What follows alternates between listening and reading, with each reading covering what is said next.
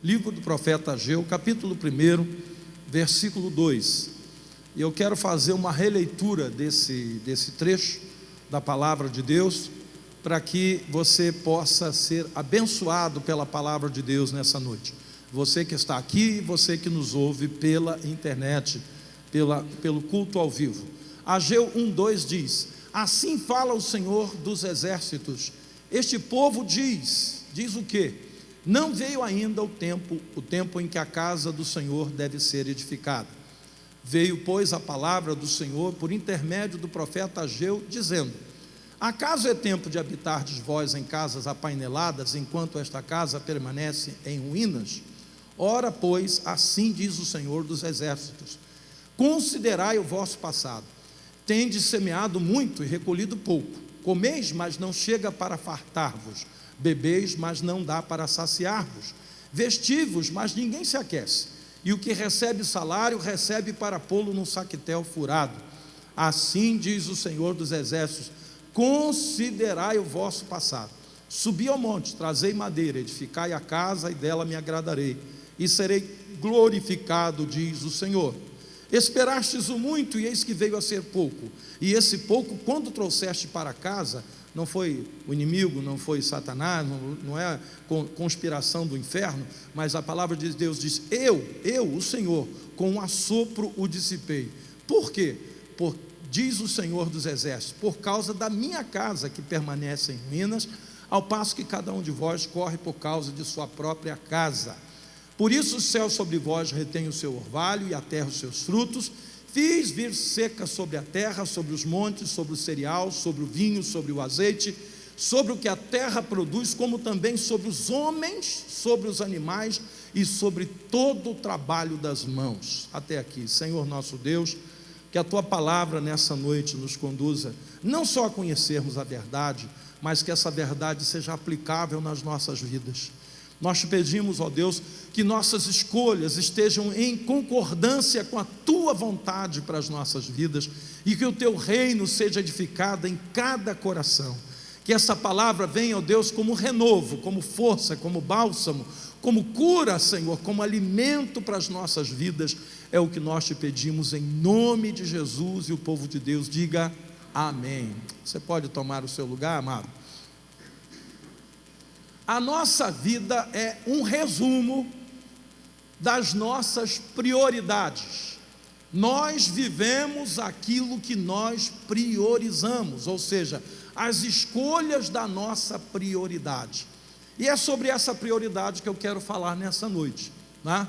Não basta que nós escolhamos coisas boas, mas é necessário que essa escolha esteja de acordo com a vontade de Deus para a nossa vida hoje.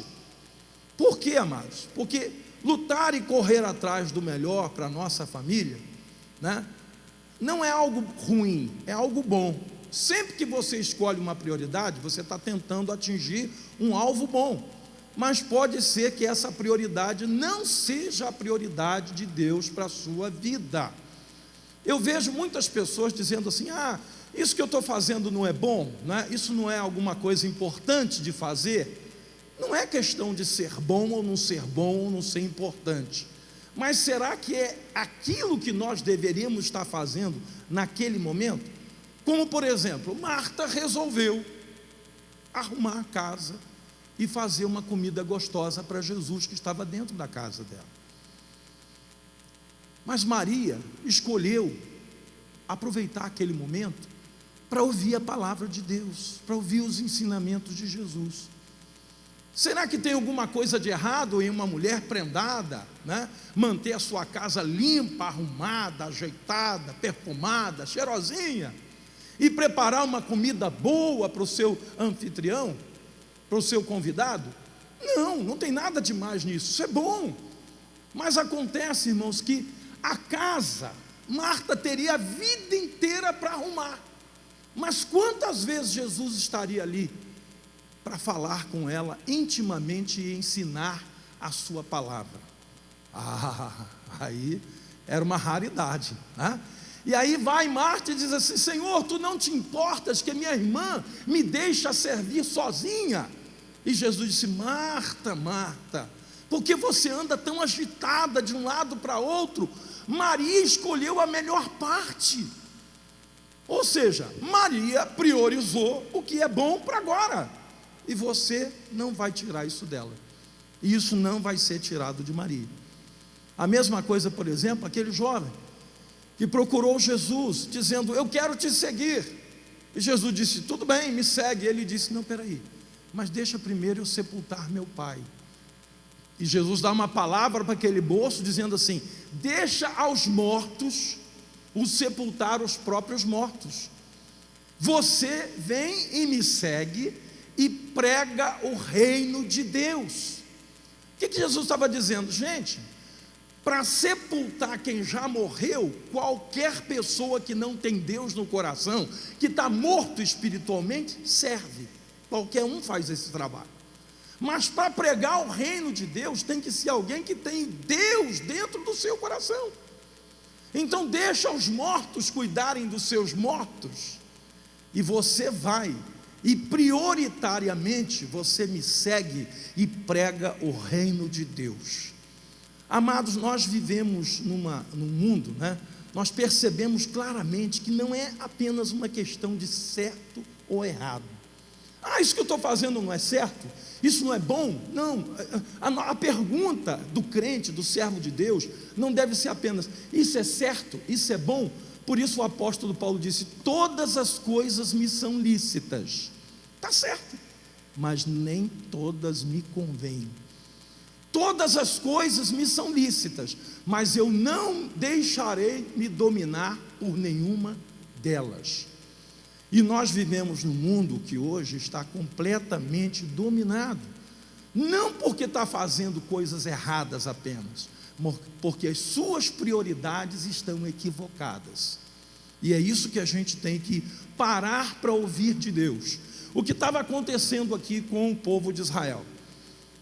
Eles voltaram do exílio, 70 anos, de distanciamento. Muitos deles nasceram lá no exílio. Muitos dos pais e avós que foram para o exílio morreram lá no exílio da Babilônia, 70 anos que eles ficaram lá. E agora volta uma outra geração para Jerusalém. Quando chegou lá, o que aconteceu? Eles encontraram com primos, com tios, com parentes, com irmãos, com vizinhos, que disseram para ele: olha, aquela casa ali foi do seu avô, ela está lá abandonada e tal, porque a família não pôde cuidar. Naquele período Israel ficou desolado, Jerusalém com os muros derrubados, todo mundo entrava, saía, pilhava as coisas, e agora eles voltam para tomar conta, tomar posse de suas casas.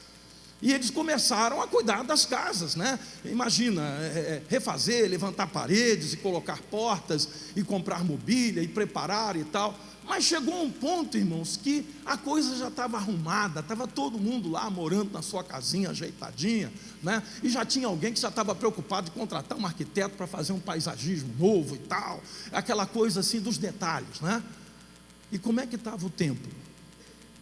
O templo estava em ruínas, e cada um corria por causa de sua própria casa, ao passo que o templo estava abandonado. Não, mas não é tempo ainda de edificarmos a casa de Deus. Não, a casa de Deus pode esperar, espera uns 200 anos pelo menos, Na outra geração, eu não vou me importar com isso, talvez meus filhos, talvez meus netos.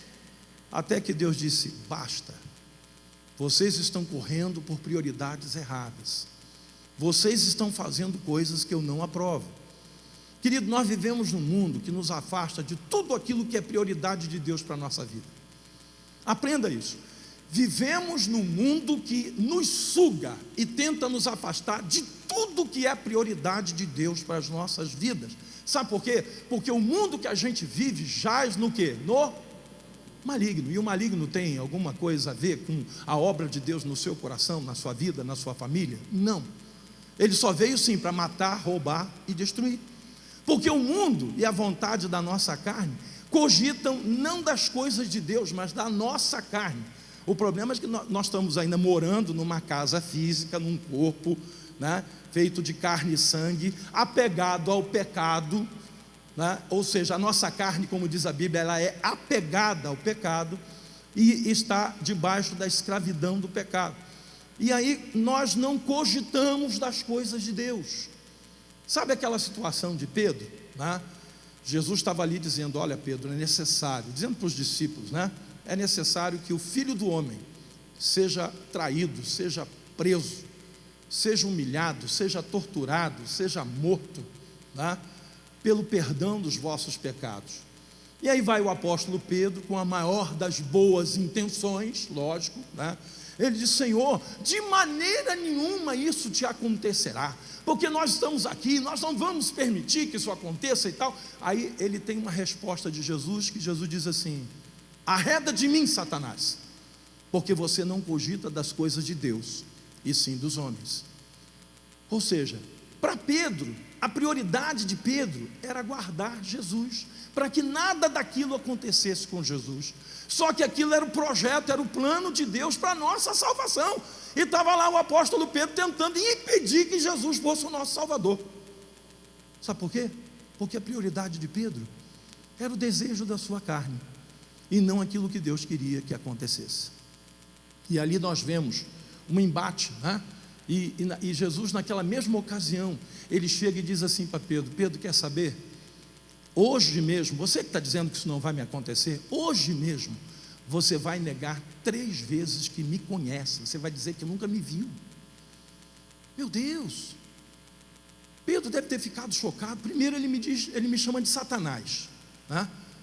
Agora ele está dizendo que eu sou traidor, que eu vou abandonar ele. E Pedro saiu dali daquela reunião, irmãos, com a cabeça, sabe, conturbada. Mas naquele mesmo dia, naquela madrugada, lá estava Jesus, na casa de Caifás, sendo julgado injustamente, e Pedro acompanhava aquele julgamento. Quando alguém reconheceu Pedro, é ele é um deles. E aí Pedro começou a tentar explicar que não era. Não, mas olha só como ele é, até o jeito dele de falar o denuncia. Aí Pedro começa a praguejar e a falar palavrões. Você sabe por quê? Porque a prioridade de Pedro naquele momento era salvar a pele dele. A prioridade de Pedro naquele momento não era preservar a amizade que ele tinha com Jesus, com seu mestre, com seu Senhor. Irmãos, nós somos movidos por prioridades. Se você ainda não atentou isso, nós somos movidos pelas nossas prioridades. As nossas prioridades nos conduzem, às vezes, para caminhos que a gente não quer ir. Pedro depois caiu em si e pensou: que doideira que eu fiz. E ele me avisou que antes que o galo cantasse eu ia fazer isso. E quando eu acabei de fazer, o galo canta para lembrar o que ele falou horas atrás. Amados, eu quero nessa noite, você que está aqui, você que me ouve pela internet, que você pare e pense: quais têm sido as suas prioridades? O que te move? O que te movimenta? O que mexe com você? O que faz você largar tudo que você está fazendo para fazer aquela coisa? Será que essas prioridades são as prioridades de Deus para a nossa vida hoje? Nós podemos estar dentro de uma igreja local, irmãos, e totalmente afastados das prioridades de Deus para nós. Nós podemos estar fazendo a obra de Deus e nos enquadrarmos naquela palavra que Jesus disse quando ele falou aos seus discípulos: muitos vão expulsar demônios em meu nome, muitos vão orar por enfermos no meu nome, vão curar enfermos. Mas naquele dia eu vos direi: apartai-vos de mim, porque nunca vos conheci. Você sabe o que é isso aqui? É uma alerta de prioridade. Porque às vezes nós estamos dentro da casa de Deus, mas nossa mente, nosso coração, nossas prioridades são outras. E este afastamento da prioridade de Deus, querido, ele não acontece assim, de repente. Num belo dia eu estou dentro da prioridade de Deus, depois eu já não estou mais. Não, muitas vezes é um processo lento, diário, gradativo. Dia a dia nós vamos sendo abduzidos e subjugados a uma agenda ditada pelo mundo e pela nossa carne, sem a gente perceber. Você quer ver uma coisa?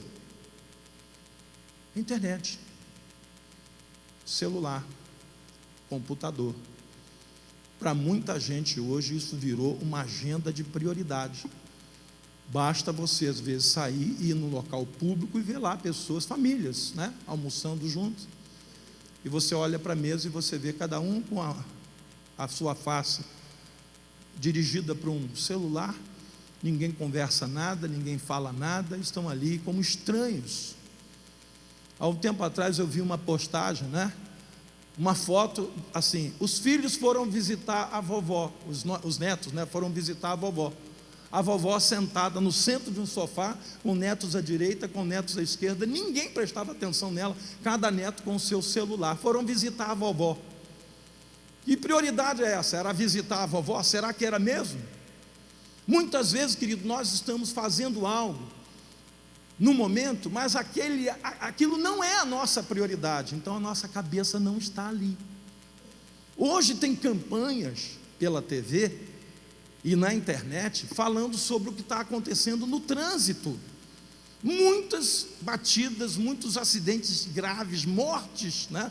Hoje eu estava vendo no jornal, um carro se acabou na frente de uma carreta, bateu de frente com a carreta. E aí o repórter foi lá e pegou e foi filmando o carro batido, e quando chegou no painel, estava lá o celular que a vítima estava usando no momento em que colidiu de frente com uma carreta. Qual era a prioridade naquele momento? Era o celular ou dirigir o automóvel? Com certeza dirigiu o automóvel. Mas a pessoa estava tentando fazer as duas coisas ao mesmo tempo, porque o celular ali tinha virado prioridade, e isso ceifou a vida daquela pessoa. Amados, nós temos feito isso com a nossa vida, quando a prioridade devia ser os nossos filhos, e não é. Quando a prioridade devia ser preservar o nosso casamento, e nós não preservamos. Quando a nossa prioridade deveria ser ouvir a voz de Deus, e a última voz que nós ouvimos. E muitas pessoas estão tendo a sua vida complicada, e quando não muito ceifadas, casamentos destruídos, lares arrasados, porque as prioridades estão erradas. E aí Deus disse: veio, pois, a palavra do Senhor por intermédio do profeta Ageu: acaso é tempo de habitardes vós em casas apaineladas, enquanto esta casa permanece em ruínas? Ele estava falando do templo físico lá em Jerusalém. Mas hoje você e eu, nós temos consciência que nós somos templos do Espírito Santo de Deus. Nós somos morada do Altíssimo. Nós somos casa de Deus. Não estou me referindo ao templo que estamos fazendo aqui em cima, de paredes, porque Deus não habita mais em lugares feitos por mãos humanas. Esse é apenas o nosso local de reunião, para a família se reunir, para nós ouvirmos a palavra de Deus, se chover, se ventar, se fizer sol, né, se acontecer qualquer intempérie, nós vamos estar guardados dentro dessa casa. Mas a casa de Deus, o templo vivo do Espírito Santo, somos nós. Hoje, quando você sair por essas portas e voltar para a sua casa, amanhã, quando você for para o trabalho, você é um templo andando pela cidade. Você tem cuidado desse templo, dessa casa? Ou você tem outras prioridades na sua vida que não seja o seu relacionamento com Deus? E dia a dia a gente vai se afastando. Fazer a vontade de Deus passa a ser algo enfadonho, difícil demais, ou até politicamente incorreto, né?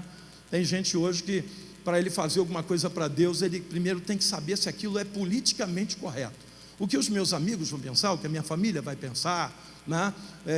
O que a maioria está fazendo, né? Tem gente que quando vai fazer uma coisa para Deus, ele vem cá, o que os outros estão fazendo? Eu vou fazer igual, senão eu vou ficar diferente. Muitas vezes, quando nós priorizamos a vontade de Deus, nós vamos remar contra a maré. Você vai subir rio acima, sabe por quê? Porque na verdade, o povo de Deus não está descendo o rio para desaguar no mar. O mar na Bíblia representa a humanidade. Mas as águas nas quais nós estamos dentro dela, as águas que vêm do trono de Deus, nós estamos indo para a nascente, nós estamos indo para o trono, e não para o mar, aonde tudo que é ruim na humanidade deságua neste mar. Para baixo está todo tipo de contaminação, mas para a fonte, na fonte está a água cristalina que brota do trono de Deus. E Deus nos convidou a subir o rio e não a descer o rio. Mas quando você fica olhando se tem quórum, né? Tem gente até para levantar a mão na igreja para receber uma oração, ele dá uma olhada em volta se alguém levantou, porque ele precisa saber se tem quórum para ele levantar a mão.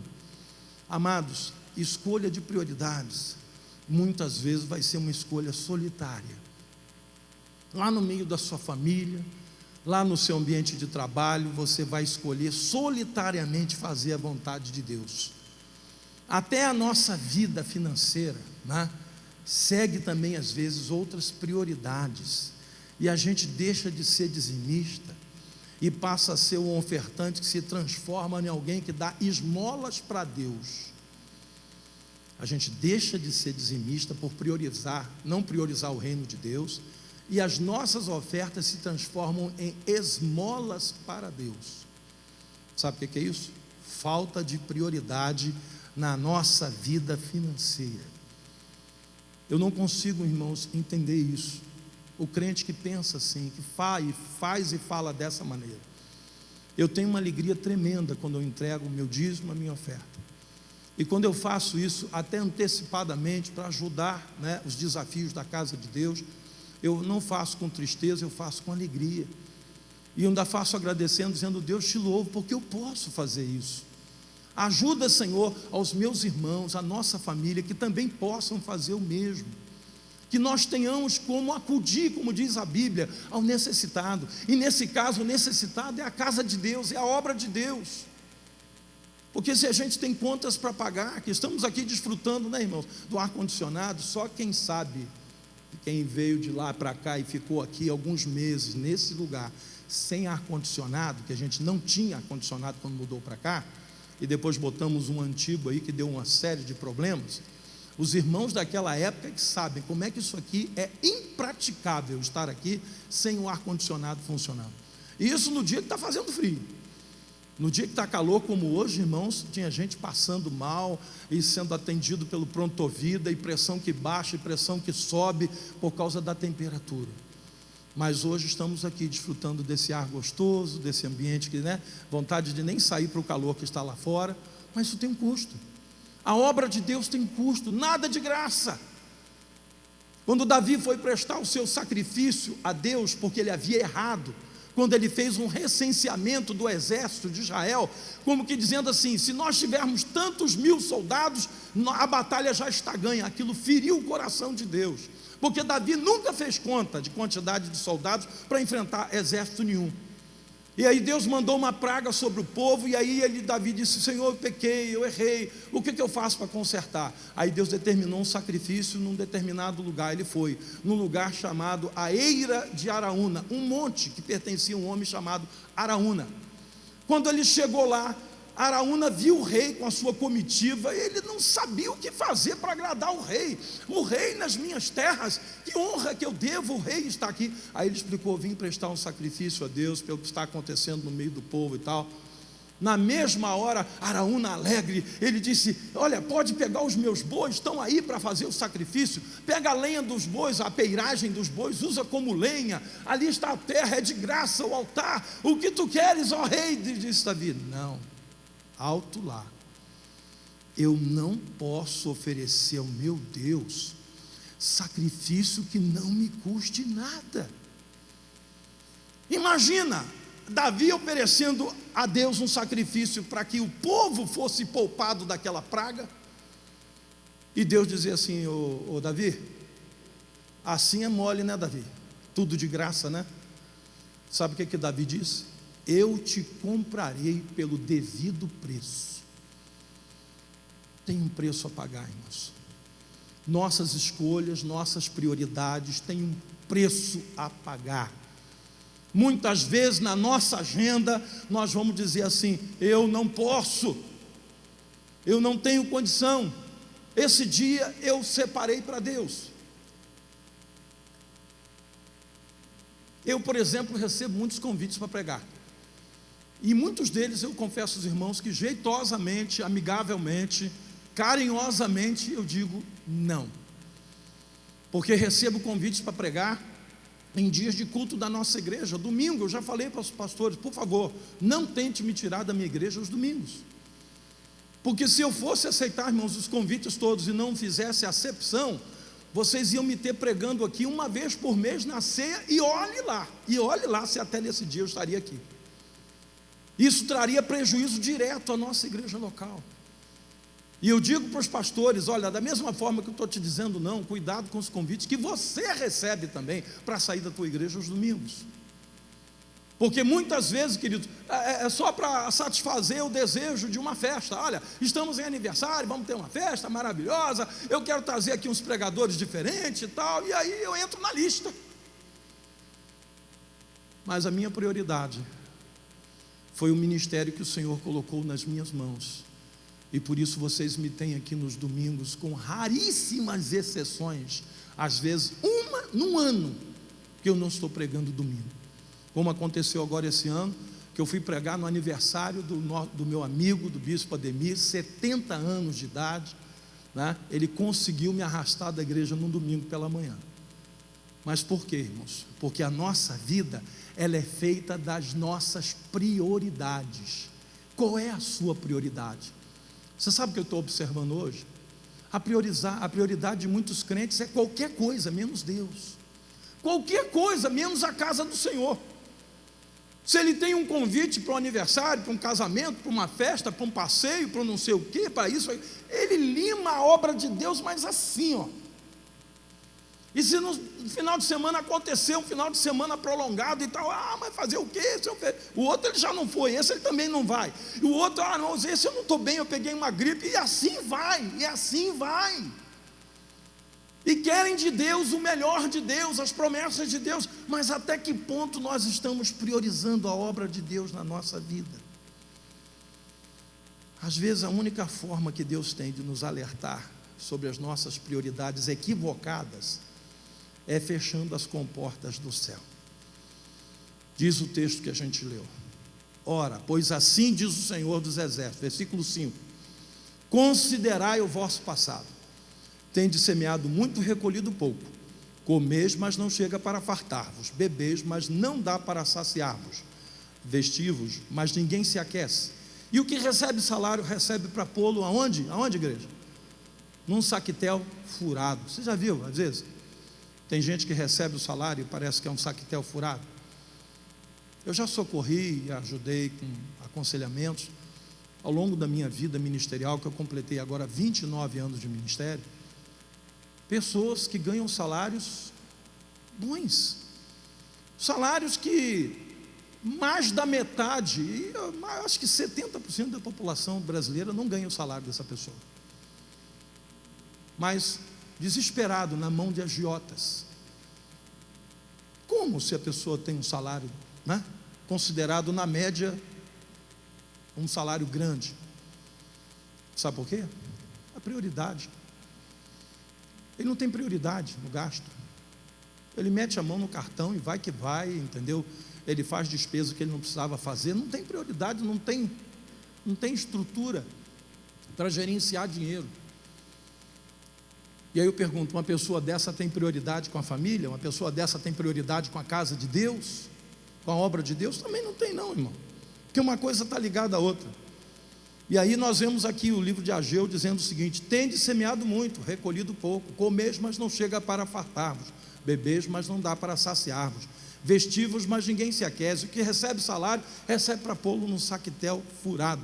Assim diz o Senhor dos Exércitos: considerai o vosso passado. Olhe o que está. Você sabe o que Deus estava dizendo aqui através do profeta Ageu? Olhe para o que está acontecendo na vida de vocês. A prioridade de vocês está errada, por isso está dando tudo errado. Mas quando nós priorizamos o querer de Deus, a vontade de Deus, a palavra de Deus, aí as coisas começam a se ajeitar na nossa vida. Hoje eu vi uma postagem na internet muito interessante. Antigamente, quando alguém era confrontado com a palavra de Deus, na casa de Deus, essa pessoa mudava de vida. Hoje essas pessoas mudam de igreja, porque não aceitam confronto em relação às suas prioridades. a minha prioridade é essa, eu vou buscar uma igreja que me ajude com as minhas prioridades, com aquilo que eu quero fazer. Amados, só tem um jeito, né?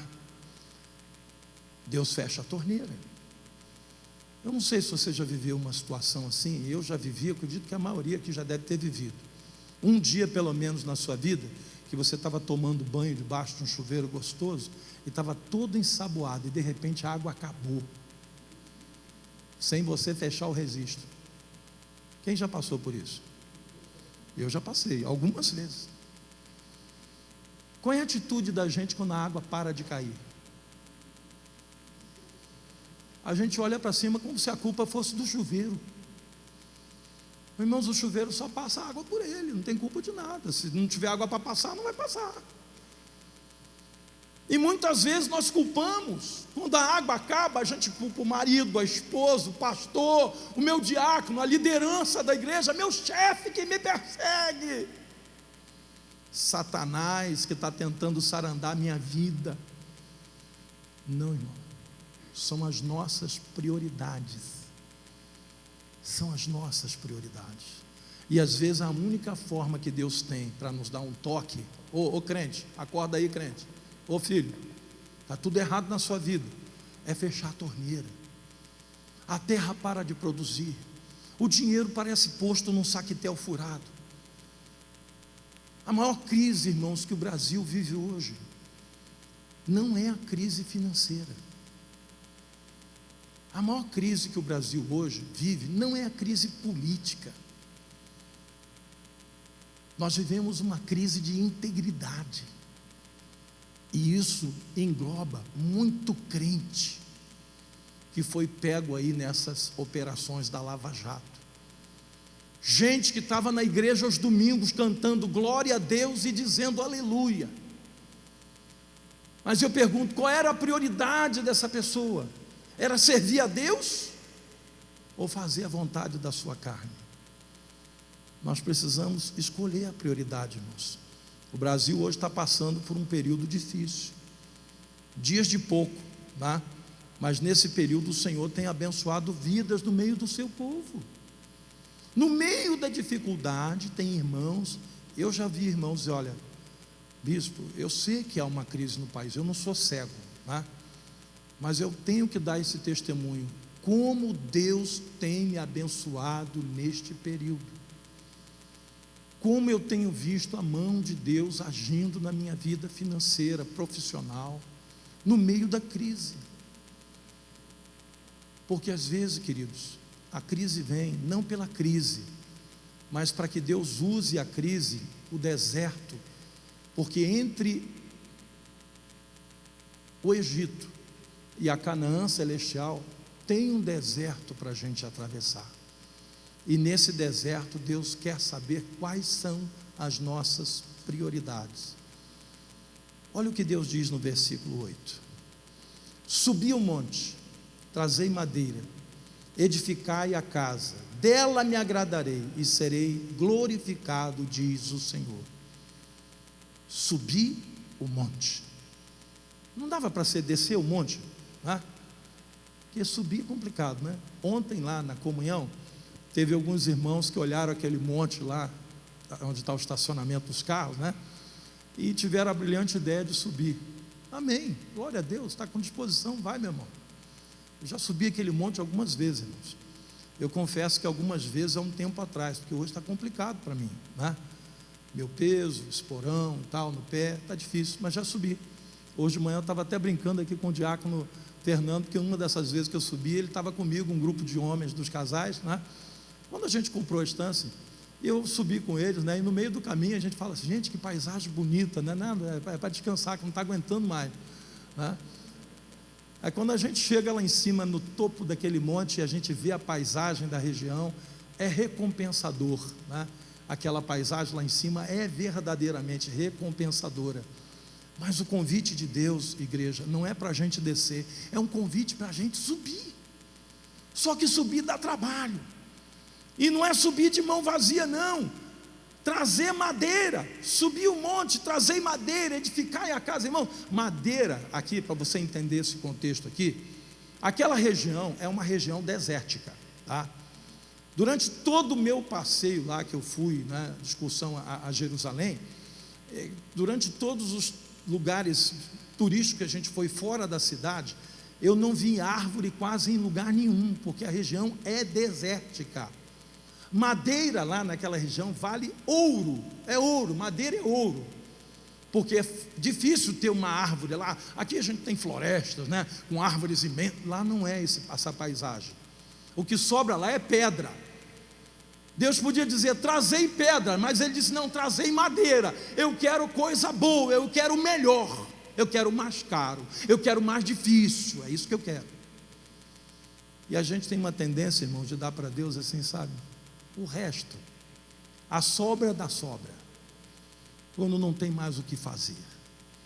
Trazei madeira, edificai a casa, dela me agradarei e serei glorificado, diz o Senhor dos exércitos. Amados,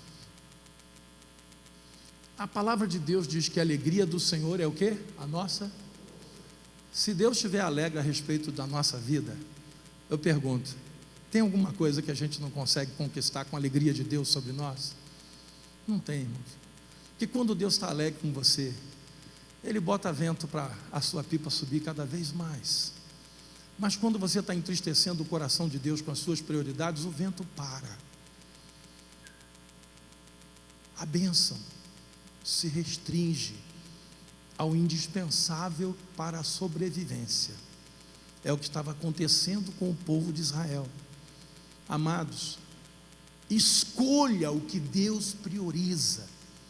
Isso alegra o coração de Deus. É aquilo que eu estava falando ontem, lá na nossa comunhão. Falei hoje de manhã, aquilo que aconteceu lá nesse sábado, aquela alegria das famílias, aquela comunhão, sabe, os pais com os filhos, e tudo aquilo que Deus criou para dar certo, dando certo. Ai, irmãos, aí Deus fala assim: eu vou colocar um sol, mas não vai ser muito forte não. Eu vou botar umas nuvens para de vez em quando tapar o sol e dar uma refrescada. Eu vou botar vento ali naquele vale, que não costuma ventar, mas eu vou botar vento o dia inteiro, para essa turma poder se refrescar, e para os pais soltarem a pipa lá com os filhos. Irmãos, agrada-te do Senhor, e Ele satisfará os desejos do teu coração. O que é agrada-te do Senhor, que diz Davi no Salmo 37? Prioriza o que Deus prioriza, prioriza o que alegra o coração de Deus, e Ele satisfará os desejos do teu coração. Ontem algumas pessoas me procuravam lá na estância dizendo: ô bispo, olha só, eu estou com uns projetos aí, mas eu queria que o senhor orasse, porque eu nunca vi um finado igual a esse, assim, com esse sol, com essa... O senhor até deve ter uma ligação direta com... Não, irmão, nós só estamos aqui fazendo o que Deus queria que a gente fizesse. Esse é o dia que o Senhor nos deu. Alegremos-nos e exaltemos o nome do Senhor, glorifiquemos ao Senhor nesse dia. Se você fizer de Deus a sua prioridade, se a vontade de Deus for estabelecida na sua vida, Ele cuida dos detalhes. Você vai ver Deus nos detalhes da sua vida. Você vai ver, até quando alguém vem para te dar um prejuízo, Deus transforma aquele prejuízo em bênção na sua vida. Sabe por quê? Porque você está agradando do Senhor. Quando você está na direção de Deus, a coisa acontece, as bênçãos começam a fluir, e não precisa fazer nada demais, né? Que nós possamos, queridos, ter a mesma reação que teve o povo de Israel quando eles foram confrontados pelo profeta Ageu. Olha aí o que diz o versículo 12, que a gente não leu. Então Zorobabel, filho de Salatiel, e Josué, filho de Josadaque, o sumo sacerdote, e todo o resto do povo atenderam a voz do Senhor seu Deus, as palavras do profeta Ageu, as quais o Senhor seu Deus o tinha mandado dizer. E o povo temeu diante do Senhor. Então Ageu, o enviado do Senhor, falou ao povo segundo a mensagem do Senhor, dizendo: eu sou convosco, diz o Senhor. o Senhor despertou o espírito de Zorobabel, filho de Salatiel, governador de Judá, ou seja, Deus tocou no coração do governador, e o espírito de Josué, filho de Josadaque, sumo sacerdote, ou seja, Josué era o sumo sacerdote, né? Era o cara que cuidava da parte espiritual, e nós vemos aqui que também Zorobabel, que era o governador de Judá, foi tocado. Deus tocou no governador, Deus tocou no sumo sacerdote, tocou no coração do povo, né? E diz aqui, e o espírito do resto de todo o povo, e eles vieram e se puseram ao trabalho na casa do Senhor dos exércitos, seu Deus.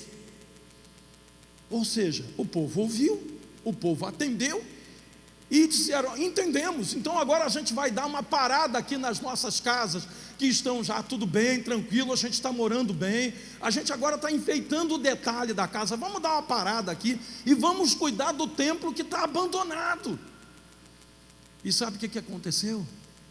Aconteceu que a coisa andou, a maldição que estava caindo sobre o povo de Israel cessou, aquele povo começou a viver uma nova etapa da sua vida. Aquele povo que voltou do exílio, aquele povo que sobrou de 70 anos de cativeiro na Babilônia, agora estavam na sua terra, vivendo um momento com Deus, com a sua família, com a sua casa, e agora as coisas estavam bem diante do Senhor.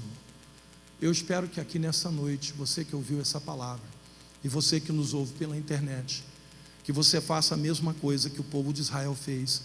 Eles se puseram ao trabalho. Então, Senhor, se é isso que temos que fazer, se essa deve ser a nossa prioridade, então vamos priorizar isso. O que Deus tem pedido que você priorize? Você tem priorizado a obra de Deus, a casa de Deus? Você tem priorizado cuidar da sua família, dos seus filhos? Você tem priorizado a palavra de Deus para que ela funcione na sua vida? Se você não tem feito isso, que você passe a fazer. Porque Deus não tem prazer em fazer a água acabar quando você está todo ensaboado debaixo do chuveiro. Mas às vezes é a única forma que Deus tem, fazendo com que as comportas dos céus fechem, para que a gente entenda que tem duas agendas. Tem a nossa, do nosso velho homem, da nossa velha natureza, do mundo que nos rodeia, dominado pelo mal. E tem a agenda de Deus. Vamos priorizar a agenda de Deus. Amém, igreja? Para que a gente não tenha que levantar a placa, né, com o Gabigol dizendo: hoje é dia de culto. Para chegar a fazer um negócio desse é porque a prioridade, irmão, está totalmente equivocada. Totalmente equivocada. Eu não tenho nada contra o esporte. A nossa igreja tem ministério de esporte, e a liderança do ministério é madura, entende isso, independente do time que ela torce. Há momento da gente ter o esporte, como teve lá, teve futebol masculino, futebol feminino, o campo de futebol foi extremamente usado nesse nosso dia de comunhão, as crianças usaram. Mas é tempo da igreja entender, vivemos um tempo em que precisamos priorizar Deus e a obra de Deus na nossa vida. Amém, igreja? Muita gente não está priorizando. A crentaiada hoje, né? A prioridade é tudo. A igreja lá no final, se der. Tem irmãos que ontem não puderam estar lá, estavam trabalhando. Irmãos que trabalham por escala em áreas de serviço que não pode faltar. Imagina, a enfermeira falta e um paciente morre, né? Porque não teve assistência devida. Há irmãos que às vezes estão lá trabalhando, o coraçãozinho dele está lá naquilo que está acontecendo na obra de Deus. Mas teve pessoas que poderiam estar lá, mas priorizaram outras coisas, que não deveriam ser as prioridades, mas para eles foram a prioridade. Que você esteja no centro da prioridade de Deus. Agrada-te do Senhor e Ele satisfará aos desejos do teu coração.